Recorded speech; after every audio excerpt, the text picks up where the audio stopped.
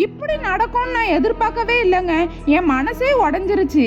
நானும் இதுல ஒரு சின்ன மிஸ்டேக் பண்ணிட்டேன். ரீசெண்டா ஒரு கஸ்டமர் எனக்கு கால் பண்ணி 1 kgல சாக்கோட் ரஃபல் கேக் வேணும். டோட்டலா இது ஒரு கஸ்டமைஸ் கேக் தான். கஸ்டமர் ஒரு 3-4 பிக்சரை சென்ட் பண்ணி இந்த மாதிரி ரெஃபரன்ஸ்லாம் வச்சு எனக்கு ஒரு கேக் பண்ணி தாங்கன்னு கேட்டிருந்தாங்க. கேக் இந்த மாதிரிலாம் இருக்கணும்னு சொல்லிட்டு கம்ப்ளீட்டா ஒரு டயக்ராம போட்டு அதை நீட்டா எனக்கு எக்ஸ்பிளைன் பண்ணி இந்த மாதிரிலாம் வச்சு தந்துருங்க சிஸ்டர்னு கேட்டிருந்தாங்க. இவ்வளோ கஸ்டமைஸ் பண்ணி ஒன்னொன்னையும் பார்த்து சொல்லும் போது எனக்கே ஆசையா இருந்துச்சு இது எப்படா செய்வோம்னு சொல்லிட்டு. அவங்க சொல்லியிருந்த மாதிரி எல்லா டெக்கரேஷனையும் கேக் மேல வச்சு கேக்கை கம்ப்ளீட் பண்ணிட்டேன்.